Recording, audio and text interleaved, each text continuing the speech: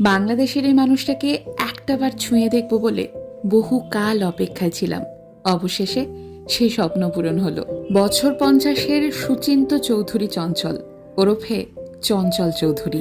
আমার রায়গঞ্জের বাড়ির প্রতিটা মানুষ দুই বাংলার বিখ্যাত এই শিল্পীর পরম ভক্ত। আর তাই জন্যই তো আমি, মা, বাবা, বোন সকলে মিলে ওনার থিয়েটার দেখতে এসেছি। বেশ ছোট্ট তখন পত্রমিতালি নাটক দেখে ওনার সাথে পরিচয়। তারপর একে একে আরো কতগুলো দেখে ফেলেছি, দেবী, আয়নাবাজি, হাড়কিপটে, মনপুরা ইত্যাদি ইত্যাদি। কমেন্টে জানিও চঞ্চল চৌধুরীর কোন নাটক তোমার সবচেয়ে প্রিয়। থিয়েটার শেষে ওনাদের সাজঘরে সোজা চলে গেছি আমরা দুই বোন।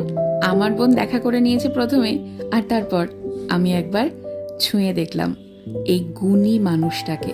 অপেক্ষায় রইলাম এই জীবনে যদি কখনো আবার দেখা হয়।